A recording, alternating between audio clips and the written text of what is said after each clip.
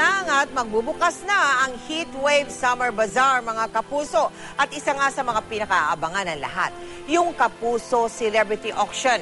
Kaya sa ikatlong taon ng bazaar, muling binuksan ng ating mga Kapuso stars ang kanilang mga puso at mga aparador para sa handog nilang gamit at damit. Tara't silipin po natin. Dahil sa banta ng kaguluhan mula sa rebeldeng grupo, isinara noon ang paaralang pinapasukan ng ilang kabataan mula sa bayan ng San Jose de Buan sa Western Samar.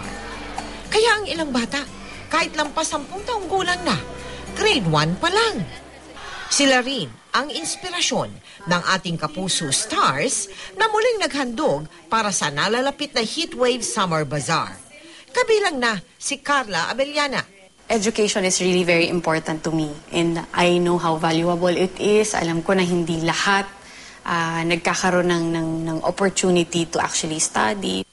Ilan sa mga damit na dinonate ni Carla, isinuot pa niya dati sa Kapuso series na Kung Aagawin Mo ang Langit.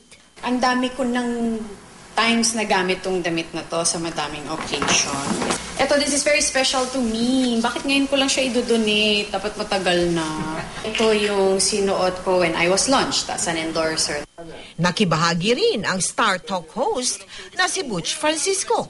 Medyo lucky shirt sa akin to eh. Pero, sige, yung swerte, mapunta dun sa bibili sa'yo. At ang suki na natin na si Joyce Ching. Ang sarap na i-share mo yung kung ano yung napupunta sa'yo, yung mga natatanggap mo, na ibabahagi mo, na alam mo yung maganda yung mapupuntahan talaga. Kaya mga kapuso, huwag nang panguhuli. Sana po supportahan nyo yan, abangan nyo yung mga items namin at bumili na po kayo for the benefit of GMA Kapuso Foundation.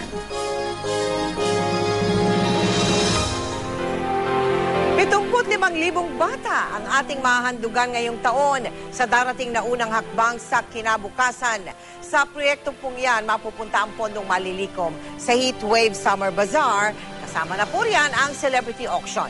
Kaya nagpapasalamat po kami sa ating mga Kapuso stars na muling nagbigay ng kanilang damit na talaga namang inaabangan sa Celebrity Auction at patuloy kami nag-aanyaya sa iba pang Celebrity stars. Bukas pa po, pwede pa kayong mag-donate. Magbubukas na po ang ating bazaar simula April 19 hanggang April 21 sa World Trade Center tent sa Pasay City.